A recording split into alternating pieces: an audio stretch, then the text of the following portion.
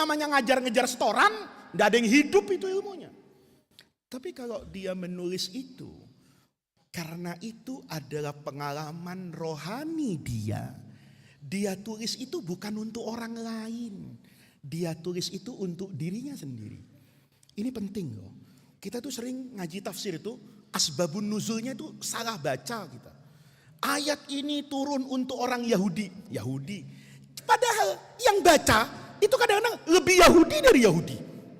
Tapi tidak pernah merasa tersinggung. Wah, ini orang untuk Yahudi kok, anak kan Muslim, beriman gua. Padahal imannya cuma di mana itu? Di mulut. Maka bacaan hikmah tertentu dari Ibnu Athaillah, kan kita sering tanya, ini kita belum ngaji nih, ya, segera cerita sama kamu supaya kita nanti bisa meniru beliau-beliau ini. Hikam ini kan tulisannya sederhana, sudah berapa tahun dibaca orang, tapi nggak pernah orang bosan bikin pengajian. Saya ini kan pengalaman, kamu juga pengalaman kan diajar saya, masih ingat saya ngarang hadis itu. Kelas 6 yang ngaji sama saya, kan saya ngarang sakofah itu, saya suruh fotokopi kamu. Sekarang jangankan kamu, saya ngelihat fotokopi itu udah bosan sekarang. Kenapa? Tiap tahun ngajar itu. Saya kan ngajar hadis itu dulu. Zaki masih diajar saya, Zak ya. Angkatan 3 berapa, Zak? 30 kan? Sekarang DR itu angkatan 46. Jadi saya ngajar udah 16 tahun. Jangankan orang lain, saya aja udah bosan ngelihat itu. Padahal yang nulis saya. Tapi kita kadang-kadang baca kitab karangan orang dulu, kiai yang gak pernah belajar akademis atau apapun, itu terasa menyentuh sanubari. Kenapa? Karena ilmu itu bukan sekedar kewajiban saat dia ngajar di papan tulis. Dia menyampaikan itu bukan karena followersnya banyak, bukan karena dia ada tugas ngaji hari ini. Tapi dia tulis itu bukan untuk orang lain, tapi untuk dirinya sendiri. Lihat nih Ibnu Athaillah nih. Kata beliau, ini jarang orang nulis kaidah sufi itu langsung satana. Apa satana itu? Jauh banget. Alangkah jauh perbedaannya. Man yastadilu, orang yastadilu yang berdalil bihi dengan wujudnya Allah. Allah itu ada, itu karena Allah itu maha ada. Dengan orang yang yastadilu alaihi, orang yang berdalil bahwa adanya alam menunjukkan adanya Allah. Ini beda. Ya. Apa bedanya? Lihat. Al-mustadilu bihi, orang yang selalu melihat Allah. Ya, kalau saya ditanya, adanya lampu ini, adanya cahaya ini menunjukkan adanya lampu atau adanya lampu yang menunjukkan adanya cahaya? Hasilnya mungkin sama, tapi rasanya beda. Apa bedanya? Nih kata Ibnu Athaillah, nanti kita terangkan luas. Al-mustadilu bihi, orang yang berdalil bahwa adanya Allah menunjukkan adanya alam, arafal haqqa, maka orang ini tahu kebenaran li ahlihi pada tempatnya. Fa'athbata, maka dia menetapkan al-amra sesuatu min wujudi aslihi, dari asal tempatnya.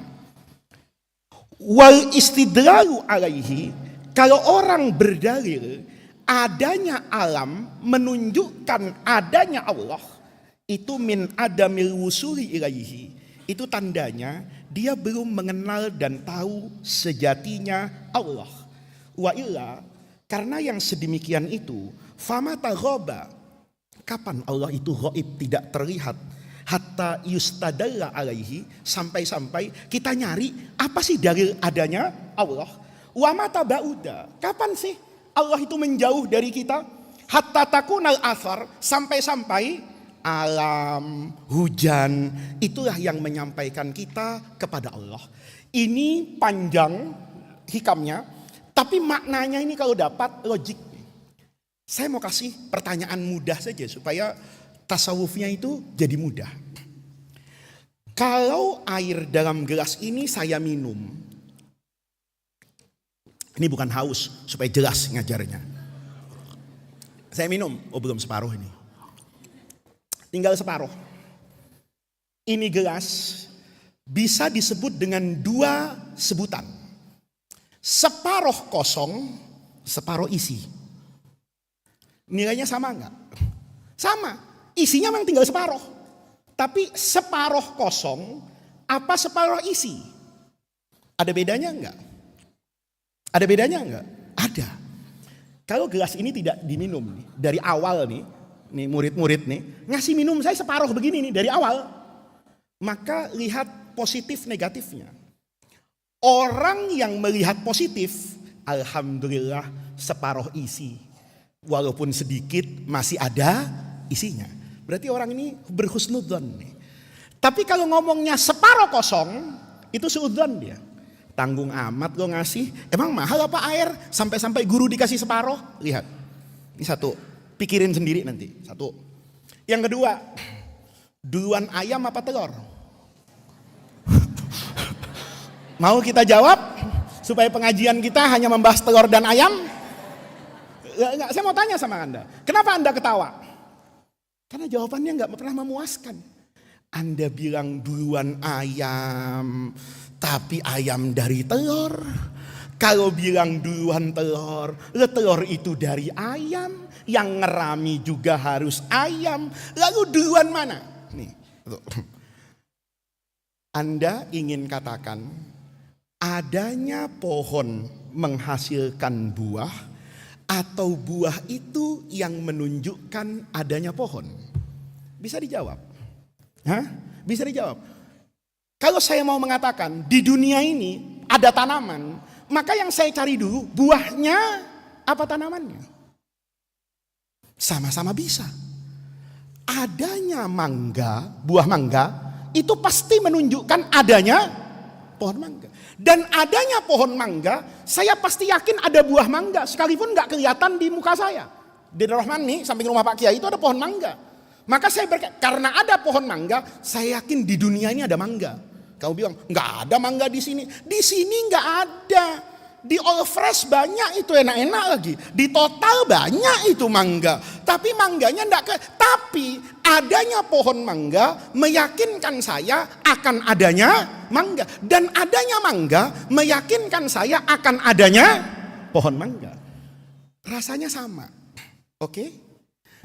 Kalau dibalik, adanya Allah menunjukkan adanya saya, apa adanya saya menunjukkan adanya Allah. Lihat nih. Kalau pakai logika makhluk itu masih Allah, sama. Sama kok.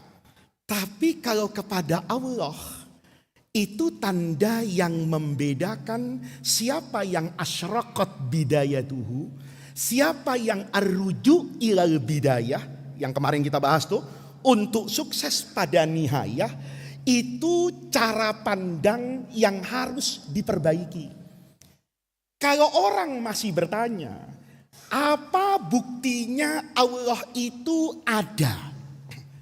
Maka sama Fatur Rahman dijawab, adanya manusia menunjukkan adanya Allah. Seakan-akan keyakinan akan adanya Allah itu membutuhkan adanya manusia. Ada orang yang mengatakan, apa buktinya Allah itu ada? Dia jawab, buktinya Allah itu ada karena adanya kata-kata ada. Karena Allah itu sudah ada sebelum kata ada itu ada. Bahkan yang mengadakan kata ada itu adalah Allah yang maha ada. Pelan-pelan, ya kan? Ini kok cepet-cepet nih ngomong apa Faiz itu, ya kan? Nih pelan-pelan ngomongnya, ya kan? Kita sering bertanya kan, Allah itu ada apa enggak? Nanti setannya datang lagi. Nih, setan itu unik, membuat kekacauan di kepala. Saya bilang begini, ya. Ini kayak ada orang marah-marah sama tukang jeruk. Dia beli jeruk di sini nih, di Jagakarsa. Dibeli sekilo, sebungkus, dia makan asem semua. Kurang ajar nih tukang jeruk nih, nipu gua. Dia datangin tukang jeruk Jagakarsa. Bang, kalau jualan yang bener katanya, masa jeruknya asem? Dia beli cuma 2 biji, asem semua. Kata tukang jeruk, mana gua tahu katanya. Jeruk di gua segerobak. Masa gue cobain semua habis. Tapi jeruk abang nih dua-duanya kecut. Kata tukang jeruk, mana gue tahu. Abang beli jeruk nih di mana? Di pasar Minggu. Memang orang kurang waras ini. Ke pasar Minggu dia. Ya, cuman demi 2 jeruk tuh. Dia cari tukang jeruk ke pasar Minggu. Bang, abang jualan jeruk di sini? Iya. Termasuk langganan abang tuh yang tukang jeruk di Jakarta. Iya. Itu langganan saya tiap hari ngambil segerobak. Ini biangnya katanya. Bang tahu nggak? Jeruk abang tuh asem. Saya beli 2. Asem semua. Kata tukang jeruk di pasar Minggu, mana gua tahu. Gua ini datengin jeruk dari Brastagi di Medan. Datengin apa? 1 kontainer. Ya gua nggak tahu lah mana yang manis, mana yang kecut. Oh, jadi belinya di Brastagi ke Medan dia. Kan orang gila ini ya. Cuman gara-gara 2 jeruk beli tiket Lion dia. Penerbangan terakhir yang paling murah 1 juta ke Medan. Nyampe dia. Dia cari tukang jeruk di Brastagi. Ada. Ya, ini ada distributor jeruk. Bang, abang yang kirim jeruk ke Jakarta? Iya. Ke pasar Minggu? Iya. Abang emang kebangetan. Jeruknya kecut. Kata orang Brastagi, mana saya tahu. Itu jeruk saya tanam sendiri di belakang 0,5 hektar. Tanahnya sama. Kalau nggak percaya lu jilat tanahnya. Ya. Sama rasanya. Pohonnya sama, bibitnya sama, airnya sama. Semuanya sama.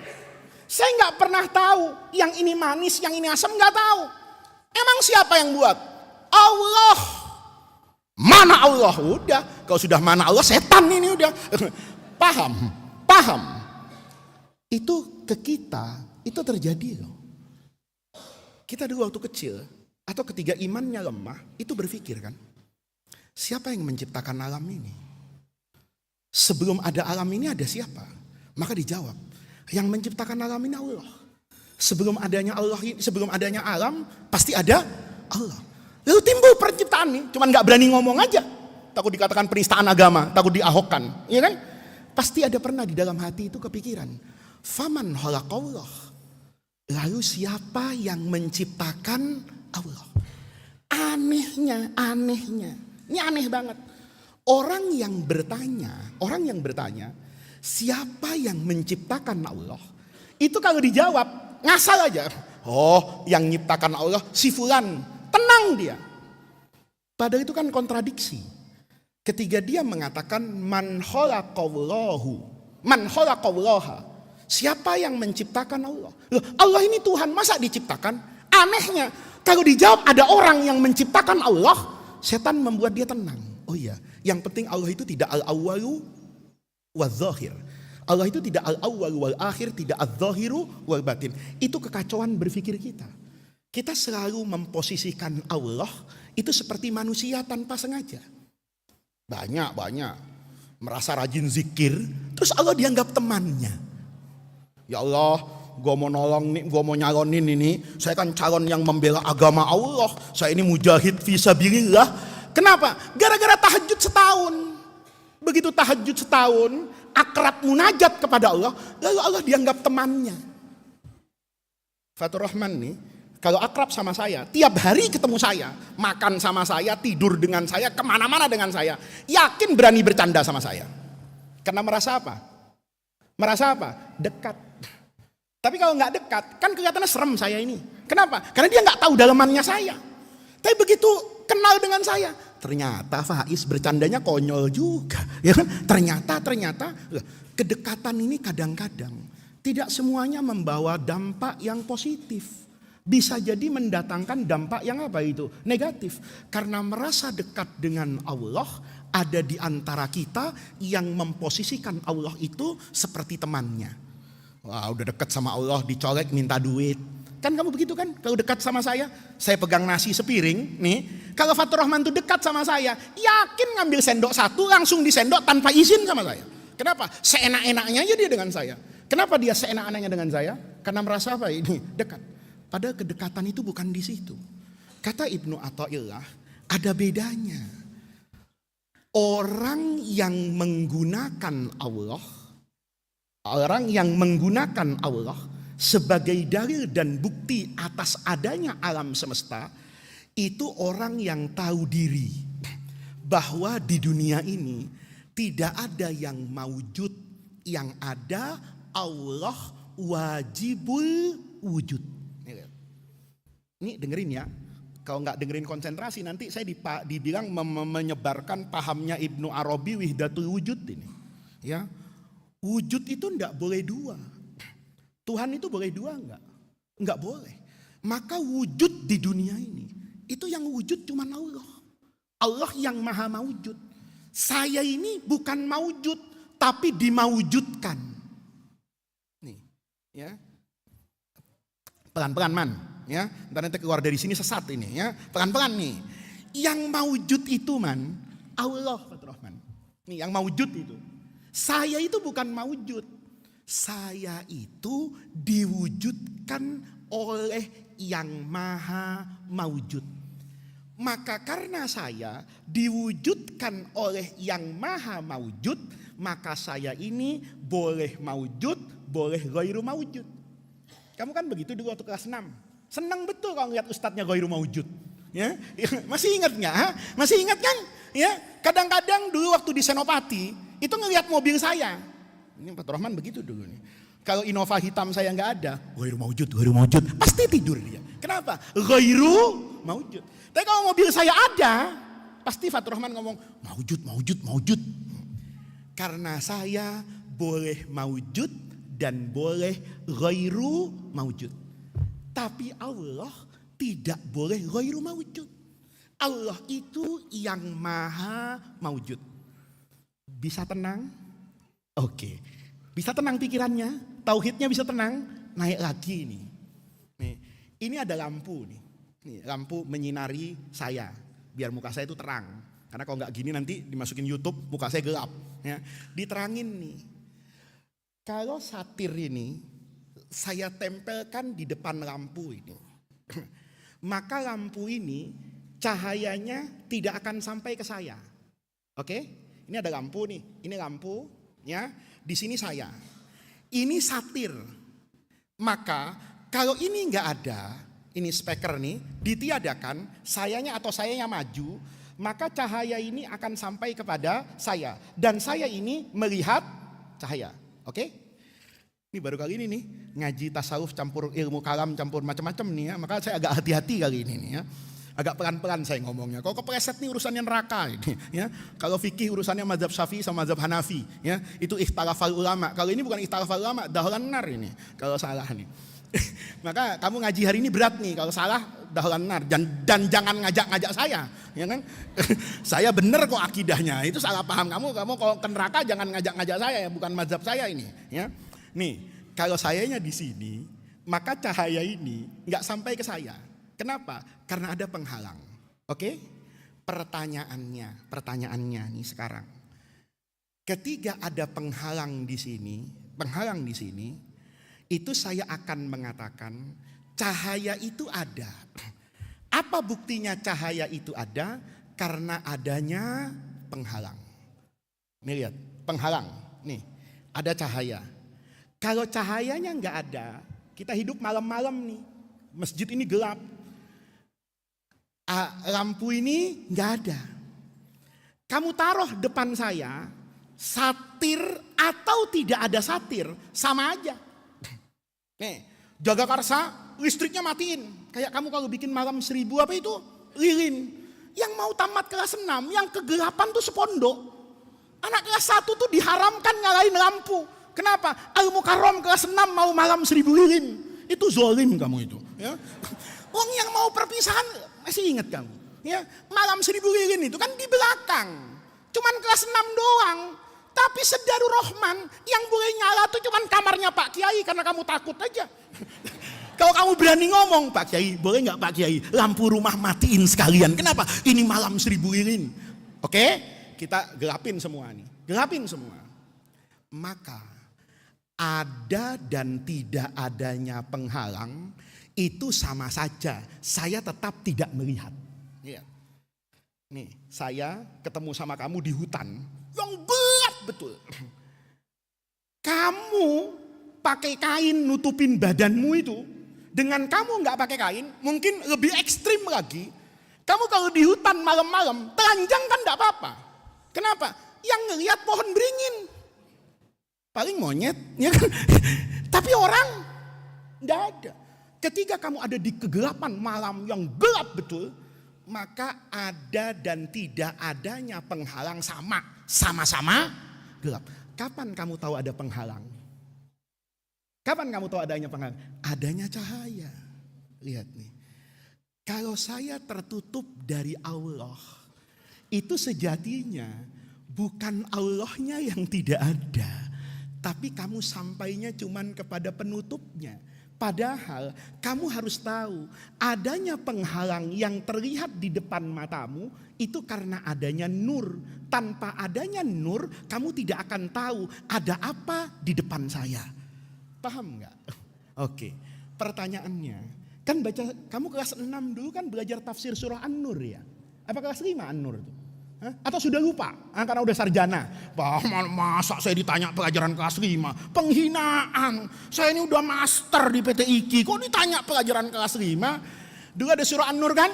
Allahu nurus samawat. Di antara tafsir dan qiraahnya, Allah itu munawwirus samawat. Kita tahu nggak? Yang bisa ngasih kita lihat dunia ini sejatinya mata, retina, lampu, matahari, apa Allah? Allah. Memang matamu made in China, ya? Ya. Apa ada? Matanya itu beli di pameran mobil Gias kemarin, ya? Bareng sama Samsung gitu kan? Enggak. Yang ngasih kemampuan melihat itu siapa? Allah. Buktinya apa? Mata kita sama. Di dunia matahari kelihatan apa itu? Terang. Bulan itu pada purnamanya kelihatan. Warna itu jelas. Tapi kalau saya nonton TV tentang luar angkasa, ternyata kata NASA, di luar alam semesta itu gelap. Makanya ada pertanyaan, kalau ada astronot ke luar angkasa, itu puasanya gimana? Kenapa? Karena di luar angkasa malam terus. Enak itu, enggak imsak-imsak itu, ya. Malam terus. Ya kalau waktu Ramadan, saya kepengen juga ya. Gus mau enggak live dari mana?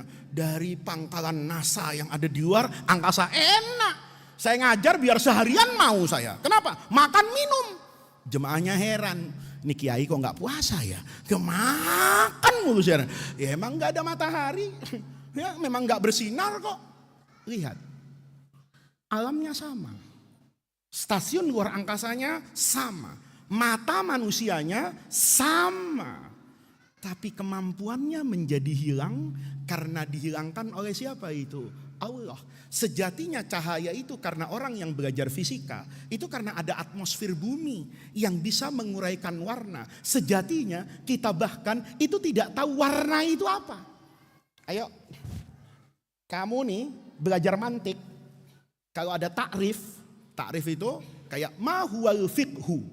Maka takrif itu harus sesuatu yang jami dan mani. Dia adalah definisi yang jelas. Siapa Faiz itu? Definisi harus jelas. Masih ingat pidato Pak Kiai? Jangan sampai kamu itu kayak orang buta memegang gajah. Itu takrifnya gak beres itu. Coba ada orang buta megang gajah. Orang butanya 5. Suruh megang gajah, suruh definisikan gajah. Tanya yang A, gajah itu apa? Gajah itu binatang yang tipis. Kok bisa? Gajah itu tipis karena dia megang kupingnya. Gitu loh. Lihat. Apa boleh saya definisikan gajah adalah binatang yang tipis? Enggak boleh. Tapi kalau dilengkapi boleh. Gajah itu binatang yang tipis kupingnya, keras gadingnya, besar perutnya, pendek buntutnya.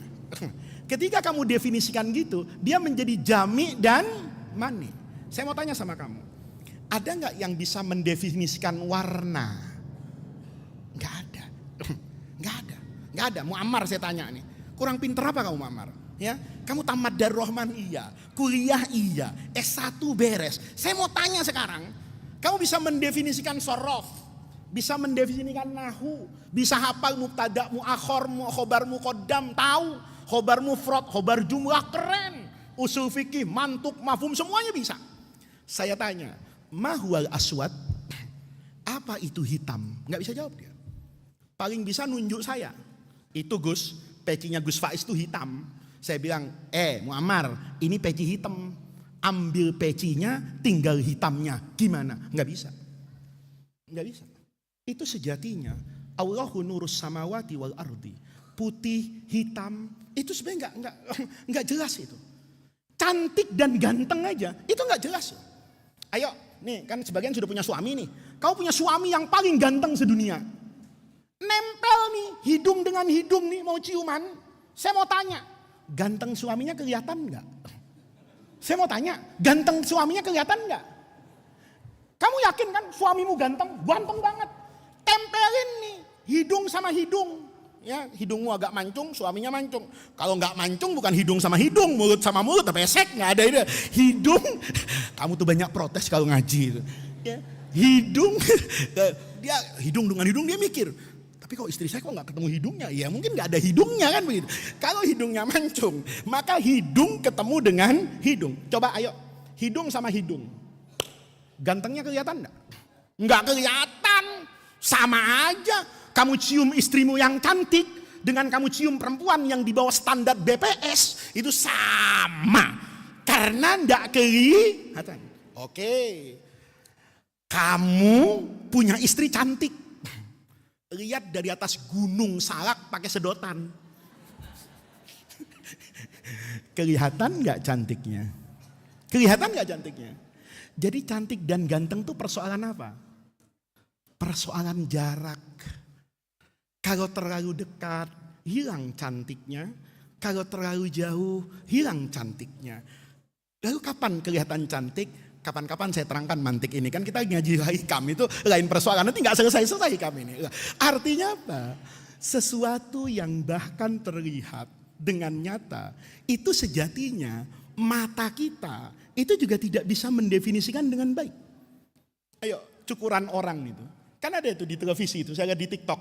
Ya, ada orang itu cukurannya aneh. Temannya ngomong, dari belakang gue pikir Sari, nengok Sari Pudin. Karena ada orang motongnya begitu separoh. Kau pernah lihat nggak orang itu dipotong separoh rambutnya itu? Sininya tuh botak gitu. Tapi dari sini itu kayak rambut perempuan. Itu mata kita bisa tertipu. Fata Morgana itu. Kalau orang bodoh nggak pernah ngaji fisika, begitu panas-panas kayak gini di jalan tol Trans Jawa kosong. Maka yang dilihat kejauhan air. Alhamdulillah nemu air. Buka baju dia. Lari sekenceng-kencengnya mau merosot karena itu air. Oh, kok nggak beset dari jempol sampai kepalanya? Kenapa? Itu ternyata aspal. Itu fata morgana. Kemampuan manusia itu kan terbatas. Dia akan bergantung dengan ilmunya. Ini penting. Ya, orang bodoh itu, kalau ditulis Jakarta 7 km, bisa disalah. Alhamdulillah nyampe juga Jakarta. Kok nyampe? Tuh ada Jakarta. Padahal Jakarta masih 7 km. Itu kan cara baca. Maka di sini teman-teman, Allah itu nggak membutuhkan itu. Allah itu nggak membutuhkan itu. Makanya dalam tradisi sufi sebenarnya baik dan buruk itu tidak didefinisikan hitam dan putih. Yang ada dalam kacamata sufi itu adalah kesempurnaan Allah. Kalau kita ngelihat tuh baik dan buruk. Kamu ngelihat kucing. Tadi ada Ustadz Ridho, kakak saya, ya, cerita ke saya. Karena anak saya yang nomor 2 itu suka kucing. Suka digoda-goda sama kakak saya. Supaya beli kucing, ayahnya takut. Karena kucingnya mahal. Kakak saya tadi cerita, ini kucing Scottish asli katanya. Yang saya kasih sama Hilya itu anak saya. Itu Scottish separoh katanya. Kupingnya kayak begini tapi nggak jatuh kupingnya nggak begini katanya. Terus ini namanya Willy cakep ini. Kasih tahu sama dedek deh. Saya bilang berapa ini harganya Karit? Ini 50 juta. Saya bilang masa kucing 50 juta? Lah ini dari Skotlandia kata kakak saya. Skotlandia ini Scottish asli ini dari Edinburgh katanya. Saya bilang masa iya? Kakak saya bilang ini ada buku nasabnya. Astagfirullahaladzim kata saya. Nanti nanya ini Mbak Alawi bukan, wah repot ini. Lihat tuh, saya lihat kucing itu. Begitu saya lihat kan ada albumnya tuh, ya, ada lagi dipajang di mana. Saya lihat, emang cakep kucing itu. Saya berpikir-pikir, indah betul ciptaan Allah. Oke, satu. Lihat kecoa. Kamu bilang apa? Jijik. Maka di matamu, kucing itu baik, kucing itu bagus, kecoa itu jorok, kecoa itu kotor, kecoa itu jelek. Pertanyaannya, kalau kecoa jadi kayak kucing, kira-kira indah gak hidup ini? Hah? Terus di sampah-sampah itu kecoanya dari emas. Kira-kira beres gak itu sampah? Gak beres, kamu pungut.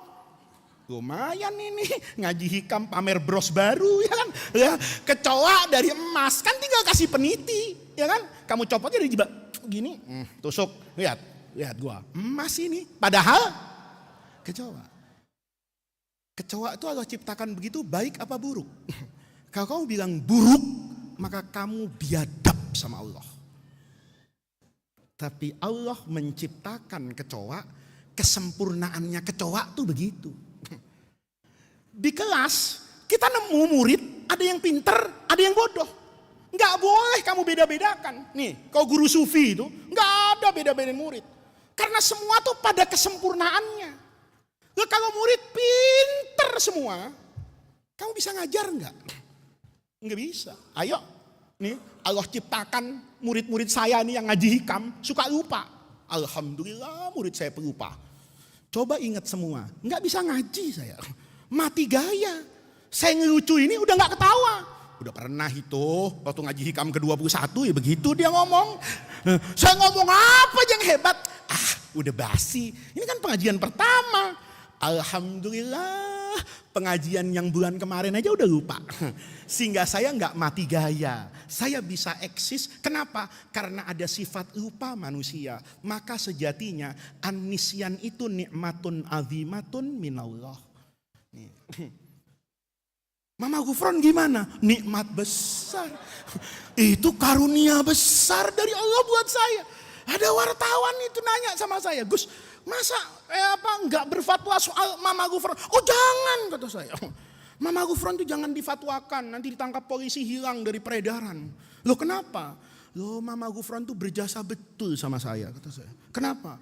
Kalau saya udah capek ceramah, sudah otak saya itu capek ngajar alfiyah, ngajar apa mau pecah kepala saya. Mikirin PKB sama NU berantem, ya kan?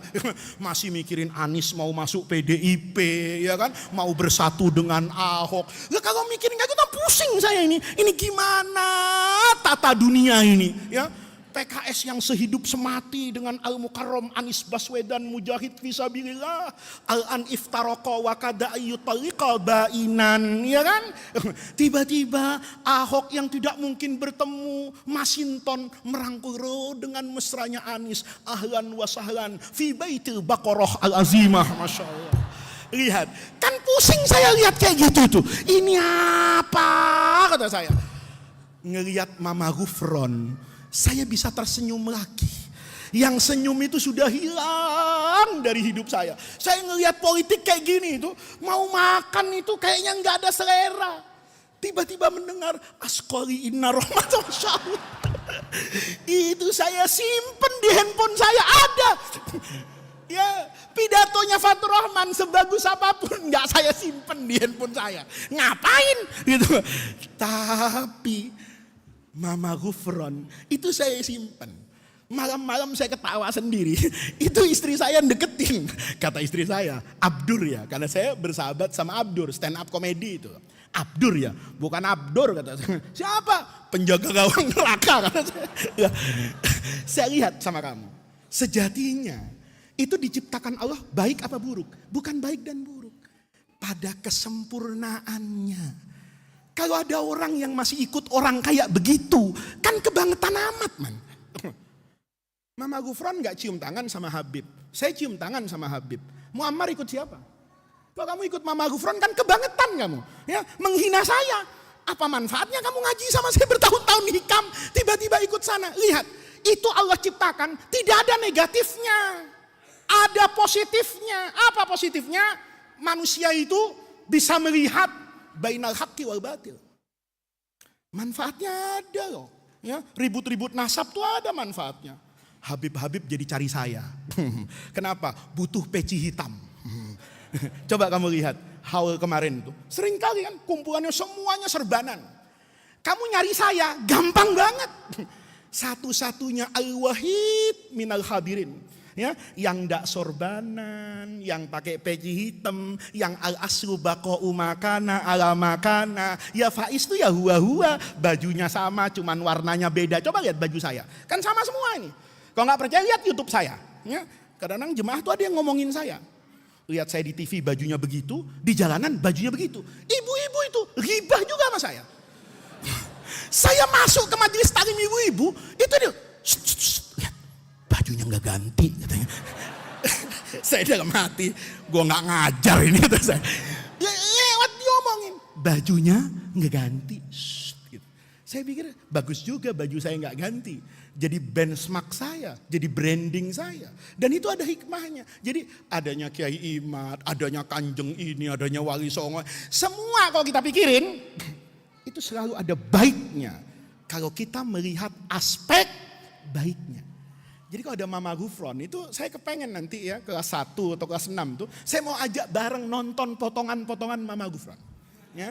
Ini DR Media ini lagi saya ajukan sumbangan untuk televisi. Saya mau punya televisi yang kira-kira 80 inch. Itu ada 10 atau 15. Anak-anak santri itu mau saya biasakan nonton. Jadi mereka nanti nonton Mama Gufron dia tonton, Pak Kiai Syukron dia tonton, saya dia tonton, saya Ali Jum'ah dia tonton, semua dia tonton. Supaya anak-anak itu saya ajarkan, kamu satu hari gak butuh saya. Yang kamu butuhkan itu hati yang bersih dan ilmu yang kafah. Kalau kamu punya ilmu yang cukup, kamu punya hati yang bersih, sejatinya kamu tidak perlu ngaji kepada saya.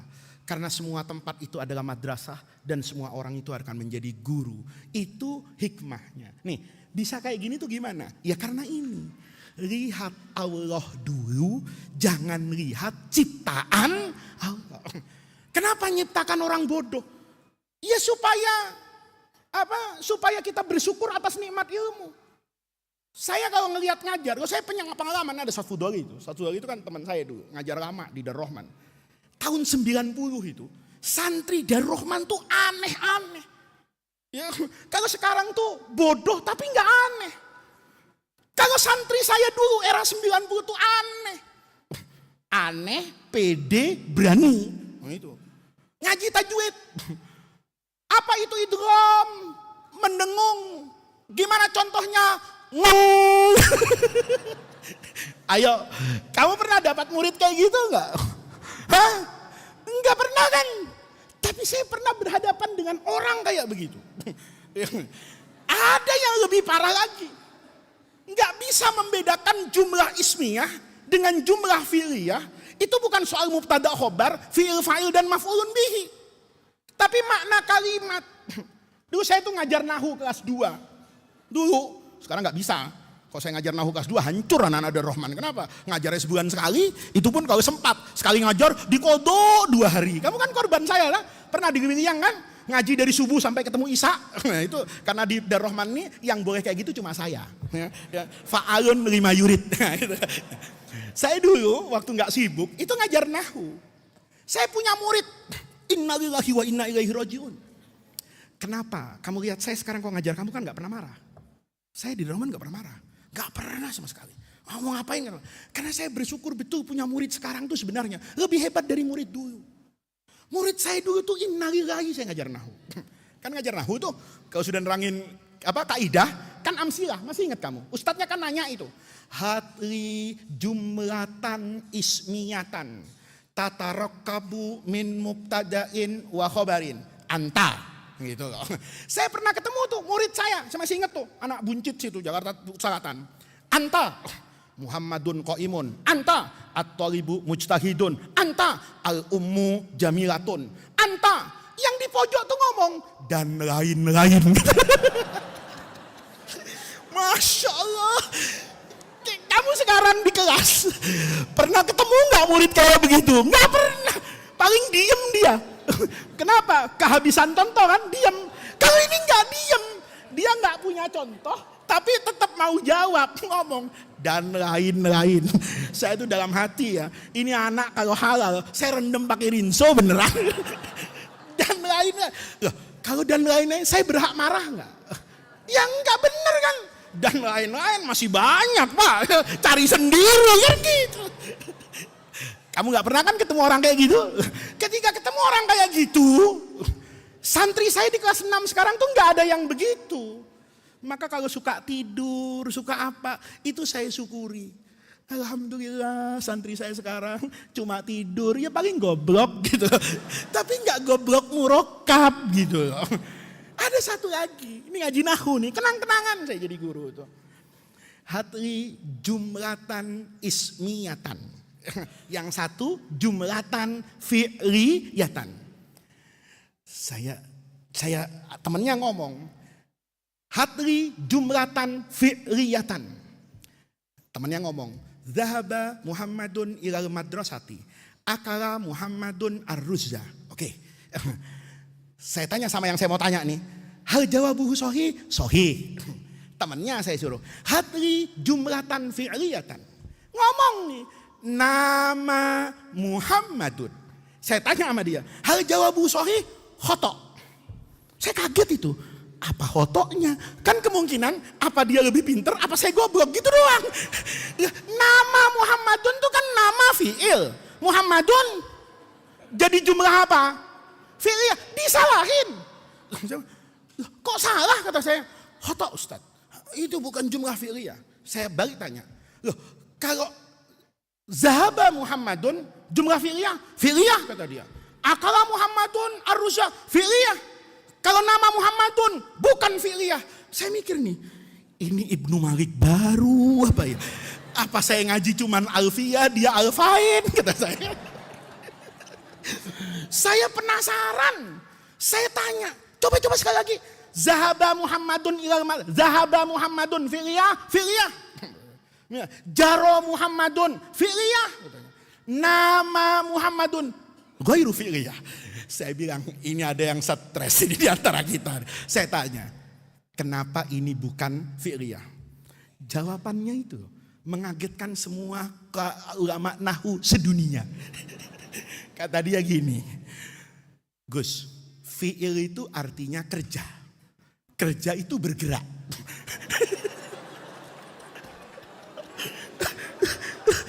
Terus nama kan nggak tidur, nggak kerja, berarti ini bukan jumlah fi'liyah. Saya dengar kayak gitu tuh, ingin anak itu saya tekuk dalam sejadah. Saya masih ingat itu kelas 2E di Liliang, kelas 2E tahun 90. Ini mudah-mudahan ada di YouTube ya. Ya mudah-mudahan panjang umur tuh yang jawab saya kayak gitu tuh.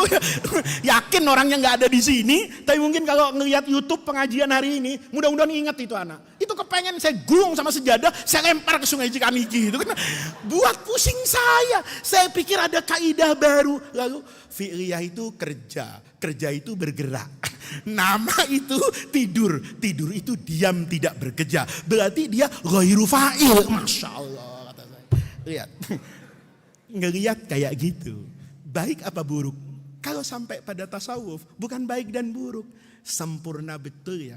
Allah yang menciptakan saya pada keindahan nahu, dan Allah menciptakan murid saya pada kegoblokannya. Sehingga apa? Saya baru paham. Gak ada hikmahnya punya murid kayak gitu. Ternyata Faiz yang kata orang kalau ngajar itu mudah dipahami, mudah diterima oleh banyak orang, tapi tidak semua orang bisa memahami saya. Betapa ridon nas ghoyatun latudrok itu betul. Betapa saya itu tidak mungkin dicintai oleh semua orang. Ada yang suka sama saya, ada yang tidak suka sama saya. Ada yang belajar itu bisa jadi orang alim karena saya, tapi ada yang segoblok itu ngaji sama saya gitu loh. Kalau nanti ngaku di luar, kamu muridnya siapa? Muridnya Faiz, kan telepon dia. Gus, itu betul santrinya. Kenapa? Itu katanya jumlah fi'liyah itu kalau bergerak. jumlah ismiyah itu yang tidak bergerak. Kan ini, tapi kan jadi keindahan. Oh iya ya.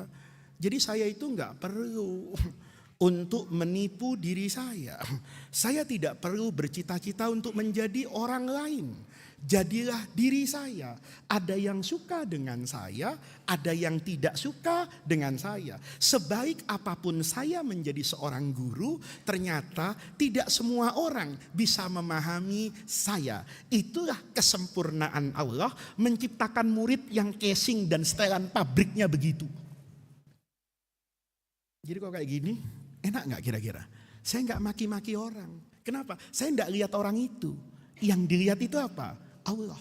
Saya tidak sedang menunjukkan adanya kain ini menunjukkan adanya cahaya. Bukan. Tetapi saya sedang menunjukkan adanya satir yang bisa saya lihat itu karena adanya cahaya. Saya yakin cahaya itu ada. Buktinya apa? Walaupun cahaya itu tidak terlihat, tapi saya bisa melihat karena saya diperlihatkan oleh yang maha terlihat. Kalau sudah kayak gini, ini bukan urusan ilmu kalam sebetulnya. Ini urusan hati. Nanti dalam hidup itu, kalau melihat apa saja, itu lihatlah Allah. Kalau kita bisa melihat esensi ketuhanan pada apa yang menjadi takdir kita, maka kita akan melihat di sanalah sejatinya ada keindahan. Kalau kayak gitu, hilang semuanya. Ya. Tidak ada kata lagi, kenapa terlambat? Nih, kadang-kadang kan gitu. Gus, kenapa jodoh saya itu kok belum datang sampai sekarang? Saya tunggu di Darrohman, layati. Saya cari di Ciputat, enggak ketemu. Sampai S2, enggak datang-datang. Saya bilang, jodohmu tuh belum sampai ke Jakarta. Kenapa? Tabungannya belum cukup di ujung timur Indonesia. Dia sedang membanting tulang, dia sedang bekerja, dia sedang belajar, dia sedang berprestasi. Kenapa? Karena kamu sudah S2. Allah carikan suami kamu yang jauh lebih dari kamu. Suamimu itu sedang S3 di Papua untuk nanti jadi guru besar di UIN. Diperjodohkan sama kamu saat usiamu 35 dan suamimu 45. Gitu. Kan yang penting berjodoh itu, begitu jodoh kan enak undangannya. Profesor pengantennya, istrinya doktor. Waduh, itu yang mau salaman kan gemetar itu. Kenapa? Mahasiswa se-UIN datang semua. Itu kan ada keindahan di situ. Ketika kita lihat pada aspek-aspek itu, kan banyak ada orang, Pak, saya ini nggak punya anak, nggak apa-apa kata saya.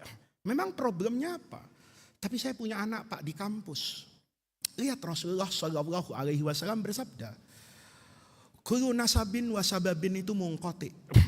Semua nasab, semua sabab pada hari kiamat itu mungkoti, nggak ada urusan lagi. Ya, Anda biar cari KTA, sekarang datang sama Pak Bahlil, ya, Pak Bahlil, ya, ini saya bikinin saya KTA atas perintah Raja Jagakarsa, misalnya, ya kan, bukan Raja Jawa yang perintah kan, ada Raja Jagakarsa ini, ya kan, yang perintahkan ini. Anda nanti biar punya KTA Golkar, hari kiamat putus hubungan sama Bahlil, putus hubungan. Tapi kata Nabi, kullu nasabin, semua nasab itu terputus, illa nasabi, kecuali nasab saya. Walaupun Fatimah itu anak perempuan, binnya tidak kepada saya, tapi nasab dzurriyyah itu tetap utuh. Inna waladi hadza, itu Sayyidina Husain, itu Sayyidina Hasan, cucu Nabi dari anak perempuannya, itu Nabi bilang inna bni hadza, anak saya ini. Nasab Nabi itu tidak mungkoti. Wasabab. Ya, jadi kalau saya itu nggak kayak orang-orang. Orang-orang itu kan kata-katanya aneh. Mau aja cium tangan sama Habaib budak Yaman. Nah, saya cium tangan dengan Habaib gak pernah merasa jadi budak Yaman. Karena saya bilang sama Habaib, yang min a'mati qalbi, Anda mulia karena bernasab Rasulullah. Saya juga tidak kalah mulia dengan Anda kalau saya menjaga sababu Rasulullah. Apa sababnya Rasulullah? Al ulama warathatul anbiya. Bapakmu mudah-mudahan panjang umur. Kalau bapakmu meninggal, kamu dapat warisan kan? Kenapa dapat warisan? Karena kamu ahli warisnya. Siapa ahli waris itu? Iya keluarganya. Nabi bilang kan, al ulama. Berarti saya punya hubungan nggak dengan Nabi? Punya, ahli waris. Kalau saya nggak punya hubungan, kan nggak dikasih warisan. Ayo, ada orang nih meninggal, tahu-tahu muncul minta warisan, kan kemungkinannya dua. Satu begal waris, ya. Yang kedua istri simpenan, ya. Hati-hati kamu nih ya. Kiai ini laki-laki akhir zaman nih ya, casing-casing yang akan bertemu dengan Dajjal ini ya. Ini hati-hati nih ya. Surat resminya di kakak, istrinya satu. Enggak sedikit. Begitu almarhum, datang perempuan bawa anak 3. Minta warisan. Loh, ibu siapa? Saya istrinya. Ini buktinya. Kan bisa begitu tak?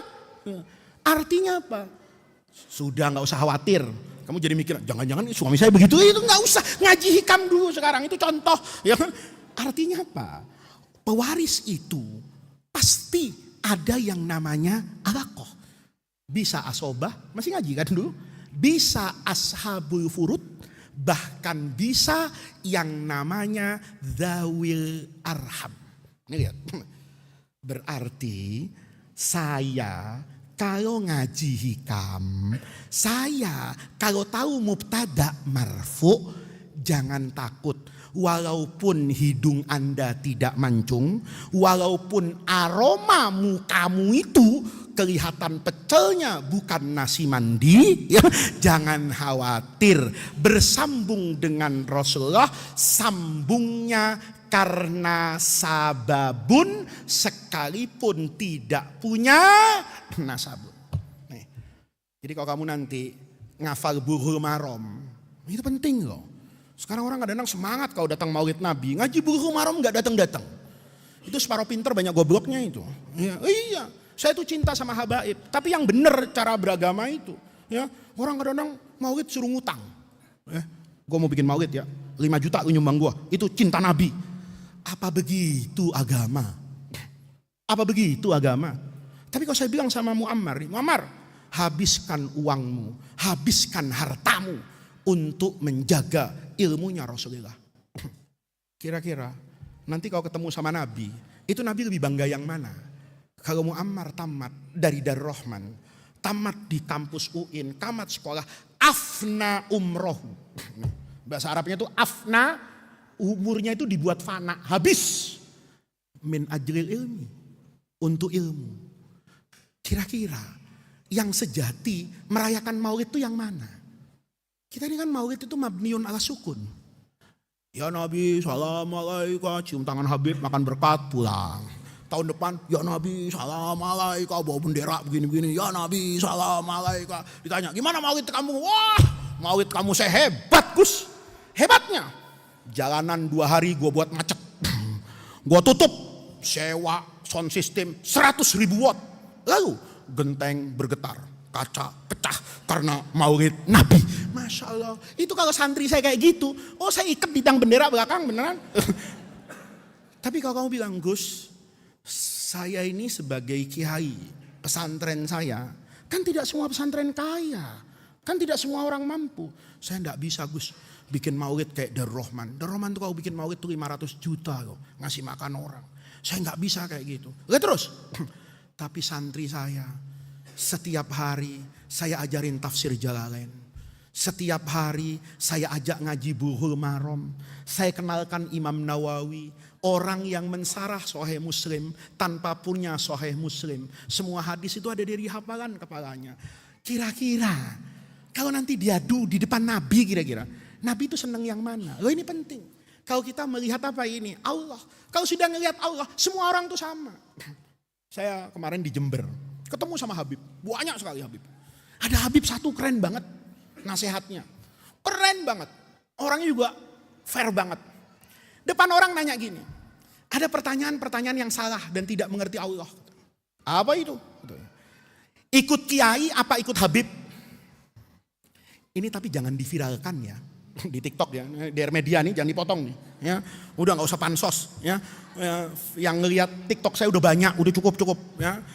Udah cukup, jangan di ini lagi. Tapi saya mau bilang nih, ini cakep nih. Ada orang nanya, ikut kiai apa ikut Habib? Mulia kiai apa mulia Habib? Ini nggak ngelihat Allah. Kalau ngelihat Allah itu nggak terjadi. Ya saya tanya dulu, kamu mau ikut itu urusan apa? Ya saya mau urusan ilmu Pak, saya mau minta fatwa. Ya, kalau minta fatwa tanya sama fuqaha. Mau kiai kek, mau Habib kek, yang penting ilmu. Nih, di Darul Rahman, nauzubillah, Saya ini kan Gus asli lagi nih ya. DNA-nya bisa cek ini ya, sertifikat nasabnya jelas kalau saya ini kan gitu ya. Ini jelas ini. Ini Gus asli pakai shot ini. Kan sekarang banyak gus-gusan itu kan. Sekarang ini Gus asli ini. Bapak saya kiai, bapaknya kiai, ini nyambung ini DNA-nya juga boleh kalau ada yang mau iseng-iseng melukai jari saya golongan darah, cek lah. Ini Gus asli ini. Ada guru dari Rahman yang ngajar kamu tuh, jurumiyah kek, apa-apalah. Anaknya tukang sampah misalnya. Tapi alim alfiyah. Saya ini anaknya Kiai Syukron Makmun, tapi gobloknya ampun-ampunan. Jangan alfiyah, nahwu aja bingung. Paham? Kamu ngaji nahwu, ngaji sama siapa? Yang ngaji sama anaknya tukang sayur ini, yang hafal alfiyah. Ngapain kamu ngaji sama saya? Wong bodoh. Sederhana. Kalau ada orang bisa baca Fathul Qorib, ngerti I'anatut Thalibin, bisa hadis, ngaji. Walaupun anaknya tukang sampah. Habib, hormati, tapi jangan diikuti. Uang khutbah Jumat saja irobnya kacau. Uang doa itu lahannya banyak. Kan ketahuan kalau tidak paham nahwu. Masa yang kayak begitu saya ikuti. Tapi tidak menghilangkan penghormatan saya bahwa beliau itu ada darah Rasulullah. Saya hormati karena nasabnya. Yang ini saya hormati karena ilmunya. Yang kamu ikuti ya yang ini karena yang ini punya ilmu. Tapi ada Habib sudah darah biru, darah Rasulullah, hafal alfiyah, ngajar Bukhari, cium tangannya bolak-balik. Yang ini saya cium karena darahnya, yang ini saya cium karena Fathul Barinya. Berarti Allah sempurna nggak nyiptakan? Sempurna. Kenapa orang harus jadi minder? Gua bukan Habib. Ya iyalah. Tanya Pak Kiai. Tapi lagi pergi Pak Kiai, lagi kondangan ke Ustadz. Siapa itu? Daroman pertama itu namanya Ustadz Bunyamin. Ustadz Bunyamin lagi ada acara keluarga, Pak Kiai diundang. Nanti kalau kamu sempat ketemu Pak Kiai, ya, iseng aja kalau Pak Kiai duduk depan tuh kamu datangin. Tanya Pak Kiai. Saya sama Pak Kiai itu ditawarin jadi Habib. Bukan sekarang, 15 tahun yang lalu. Kiai Syukron, Kiai ini nasabnya ketemu dengan Sunan Giri. Ini bersambung Wali Songo ini kepada Rasulullah. Ketemu dengan saya. Saya ini Gus, tapi agak liberal gitu loh, ya. Saya ini Gus gitu loh. Fathul Mu'in saya baca, I'anah saya pegang, Bukhari saya makan, tapi otak jalan. Ada orang kayak begini, saya tanya, jadi saya ini Habib? Iya Gus, Gus ini Sayyid dan Syarif. Kalau kamu mekar hidungnya. Kalau saya, maaf Kiai, saya ini belajar mantik. Kayaknya kalau saya ngaku Habib, ini ghairu mantiki. Casing saya ini, dari mana Habibnya? Coba iPhone dengan Samsung, itu nggak mungkin sama. Biar sama, Samsung yang baru, iPhone yang baru, itu punya ciri khas. Al-Mukarram Oppo itu, kan sekarang sudah naik Al-Mukarram itu sama Vivo itu, karena ada yang harga 20 juta. Saya kemarin kaget betul itu, lagi jalan sama anak saya, ada HP lipat tipis banget, lebih bagus dari Samsung. Saya bilang sama anak saya, Hilya, lihat, Oppo, udah kamu beli itu aja, murah, saya beliin. Untung anak saya nggak mau. Begitu anak, nggak habis, lihat dulu nak, gitu. Enggak, dia nggak mau, karena dia nggak mau, saya yang lihat. Saya buka-buka itu, Oppo itu, yang kayak Samsung lipat itu. Saya tanya sama orangnya, ini berapa? 22 juta Pak. Saya bilang, alhamdulillah anak saya enggak mau. Anak saya enggak mau. Kamu maunya apa ya? Oh iPhone yang 14 aja enggak apa-apa. Oh iya enggak apa-apa kata saya. Kenapa? Harganya jauh. Bedanya kelihatan. Walaupun Oppo, nih maaf ya, saya bukan endorse nih ya. Saya tetap enggak beli kok. Kenapa? Saya ngerasa tetap beda sama Samsung. Walaupun kata orang itu lebih baik. Kenapa? Semuanya punya apa itu? Perbedaan. Ya kalau saya ngaku depan Fathur Rahman, Man, ente percaya nggak kalau saya ini Habib? Jangankan Fathur Rahman, saya sendiri nggak percaya kalau saya Habib. Ya, iya toh. Kan ada orang, lu percaya nggak kalau gue ganteng? Saya bilang, jangan orang lain. Lu sendiri gak percaya kalau lu ganteng. Kenapa? Masih nanya. Gitu loh. Kalau orang ganteng tuh gak usah nanya-nanya. Gue ganteng gak? Orang ganteng udah merasa ganteng. Kalau masih nanya, gue ganteng apa enggak? Berarti lu gak percaya kan kalau ganteng. Kenapa? Lu masih nanya orang. Tuh. Jadi hikmah ini, hari ini kita pelajari. Itu sejatinya bukan soal ilmu kalam dan tauhid. Bukan ayam yang menunjukkan adanya telur. Dan bukan telur yang menunjukkan adanya ayam. Itu hanya berlaku untuk makhluk. Tapi untuk Allah tidak salah. Kalau dulu kelas 1 dan kelas 6 kamu di Rahman, kamu mengatakan adanya alam itu menunjukkan adanya Allah. Tapi kalau tingkatan makrifatmu semakin tinggi, maka di dunia ini kamu tidak butuh melihat apapun, karena yang ada di dalam pandanganmu wajjahtu wajhiya lilladzi fataras samawati wal ardo. Hidup tuh jadi bagus. Kenapa kok dia yang jadi presiden? Itu sudah takdir Allah. Lihat, saya hari ini, orang yang dekat sama saya udah paham. Saya tuh gak mungkin disuruh dukung siapa aja, tuh gak mungkin. Gak mungkin. Kenapa? Karena kalau saya mendukung, itu jadi gak ngelihat Allah. Nanti bawaan hati saya itu protes terus sama Allah. Kan banyak kan sekarang mak-mak itu, banyak ustazah itu yang mengungkapkan kekecewaan kepada saya. Ngomong gini, Gus, kok bisa ya PKS gak nyalonkan Pak Anies? Saya dalam hati, ini orang masih sempet-sempetnya WhatsApp begini. Jawaban saya singkat. Mau tahu jawabannya? Mau Gus, lihat YouTube saya pengajian hikam. Kata saya, nanti kamu akan tahu apa jawabannya di sana. Kalau kamu selalu melihat PKS, ngelihat PKB, ngelihat NU, lihat Muhammadiyah, lihat itu semua, maka urusanmu tidak akan selesai dalam dunia ini. Tapi kalau kamu yang melihat itu Allah, selesai urusannya. Kenapa? Kenapa yang jadi dia? Oh, yang kampanye dia. Kenapa yang jadi kok Pak Prabowo yang mau joget? Oke gas, kan Pak Prabowo. Saya kan gak mau. Ayo, saya ditawarin di atas panggung dari Rahman nih. Gus, jadi presiden. Asal Gus joget, oke gas, oke gas. Saya gak mau. Ya kalau di situ gak mau, ya wajar tuh gak jadi presiden. Kenapa? Orang Indonesia lagi suka yang oke gas, oke, biarin. Dan nanti diambil Pak Prabowo, biarin. Yang penting Pak Prabowo gak ngambil hikam saya. Lihat, karena Allah menciptakan Pak Prabowo untuk jadi presiden, Allah menciptakan Muhammad Faiz itu untuk ngaji hikam. Saya sebenarnya tidak mustahil untuk jadi presiden. Mustahil nggak kira-kira? Kalau kamu bilang mustahil, menghina saya kamu. Jangan ngaji lagi, kamu kualat. Nggak mungkin, masa tampang kayak gitu? Yang penghinaan kepada saya. Saya kalau pikir-pikir ya. Saya tuh suka ngeliat foto-foto saya lama. Sekarang handphone saya ini, saya dikasih orang handphone ini, ada AI-nya. Itu keren banget. Masukin foto saya. Terus saya suruh, foto Muhammad Faiz 2070.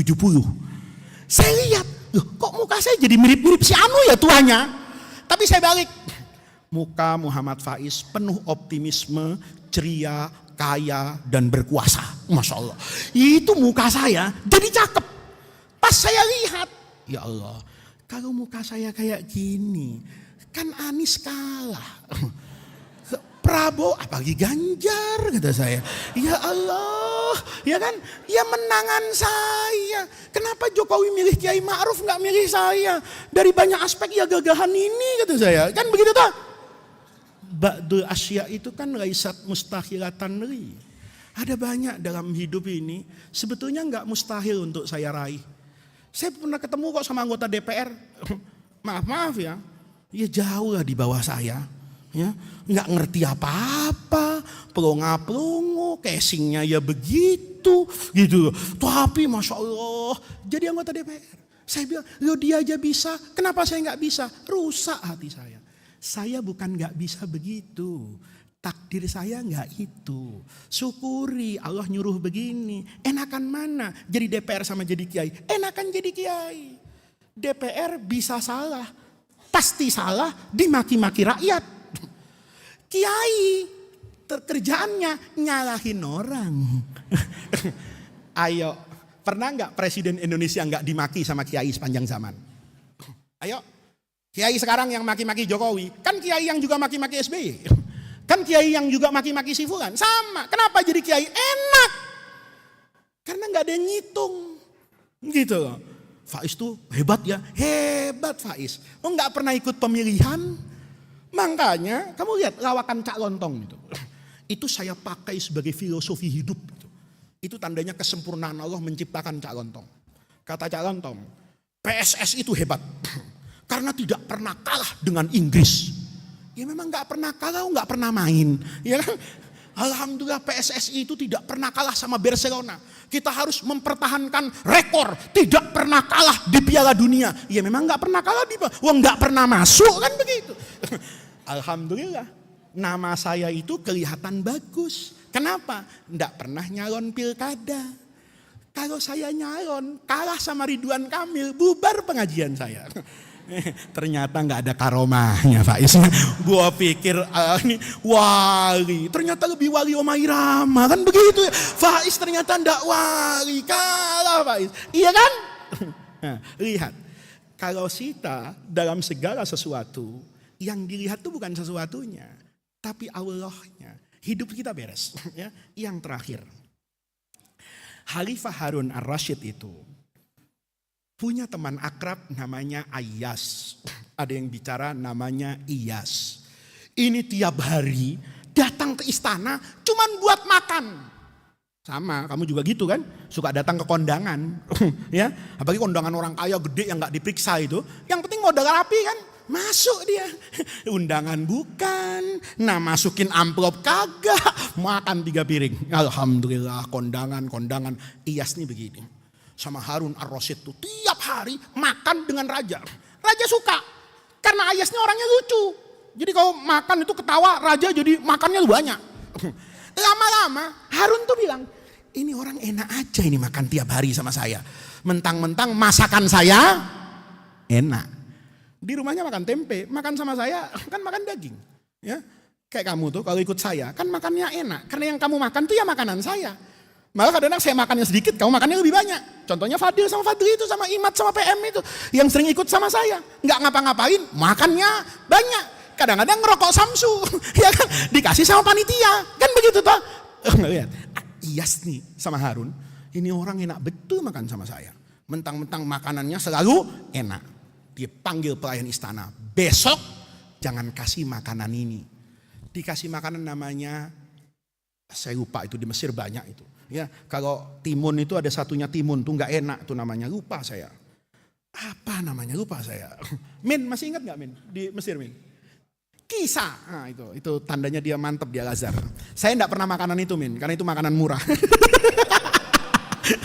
Ini Amin dulu di Mesir sama saya. Amin. Sekarang udah doktor Amin, hebat. Ya, angkatan berapa Min? 20 ya? Amin yang angkatan 20, doktor. Sebentar lagi mudah-mudahan profesor, ya kan? Angkatan Darrohman 20. Iya, namanya apa Min? Kisah. Itu kayak timun. Itu gak enak rasanya. Saya dulu pertama kali itu gak tahu. Saya bilang, saya beli timun. Kok aneh timun Fir'aun ini kata saya. Rasanya kayak begini. Ternyata gak bisa dimakan kayak timun jadi rujak buah. Itu dimasak-masak pakai bumbu baru enak. Saya kan gak tahu. Makanan apa? Kata Harun, besok Iyas nih gue kerjain. Mentang-mentang tiap hari duren montong, anggur, gue kasih makan kayak gini. Dikasih beneran. Iyas datang kayak biasanya, makan enak banget. Penasaran Harun. Jangan-jangan buahnya salah nih. Jangan-jangan enak. Dimakan, Masya Allah gak enak. Muntah Harun itu.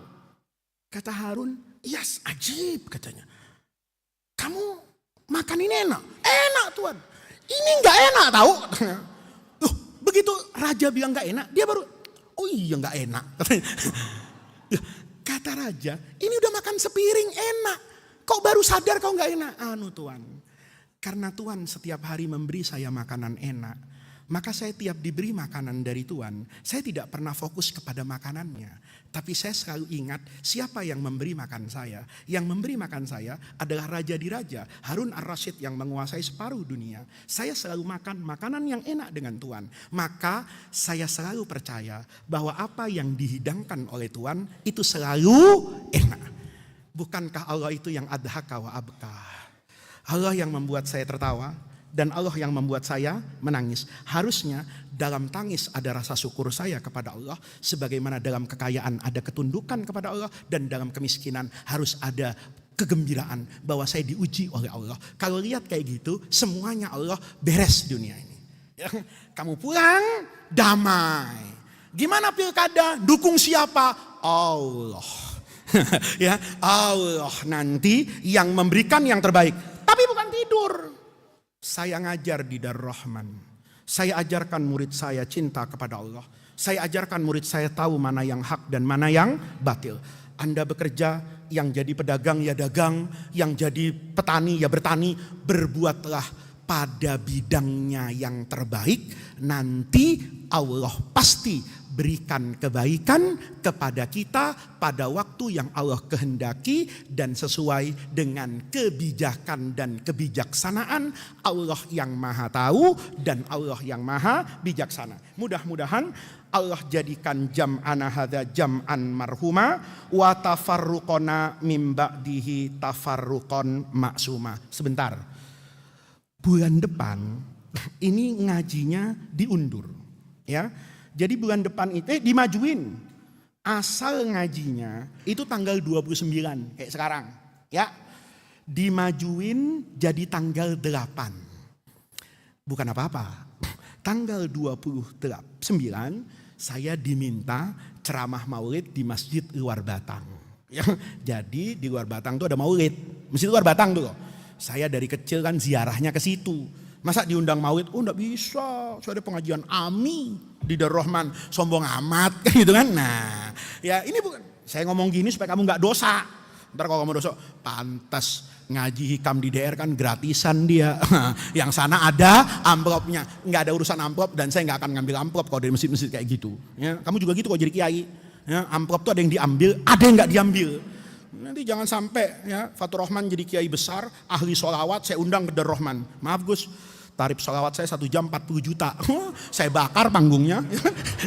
Karena ya, sama, saya datang ke Luar Batang gak ada urusan sama amplop. Tapi urusannya adalah akhlak. Jadi ngajinya, maaf ya, ini digeser-geser. Padahal saya udah gak mau geser-geser itu ya. Tapi karena yang geser ini Luar Batang. Dulu kan orang tua kita bilang begitu.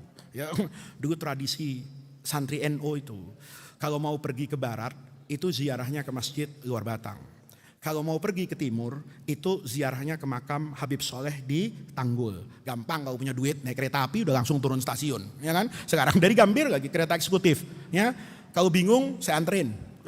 Tapi paham kan, kalau dianterin saya ongkosnya mahal kan gitu aja. Makannya banyak lagi nih orang kan gitu ya. Nah jadi dipindah tanggal berapa? 8 September ya, yang mestinya tanggal 29 nanti, yang Oktobernya itu akan normal kembali. Mudah-mudahan Allah jadikan jam'ana hadza jam'an marhuma wa tafarruqona mim ba'dihi tafarruqon maksuma. Mudah-mudahan Allah jadikan kita semua dengan mengaji kitab hikam ini, langkah kaki yang kita gerakkan, kehadiran kita, semuanya itu mudah-mudahan menjadi tawassul dan wasilah kita untuk mendapatkan khairat dunya wal akhirah. Rabbana atina min ladunka rahmah wa hayyi lana min amrina rasyada. Allahumma la tahrimna khaira ma indaka li syarri ma indana. Kurang lebihnya saya mohon maaf. Wallahul muwaffiq ila aqwamit thoriq. Wassalamualaikum warahmatullahi wabarakatuh.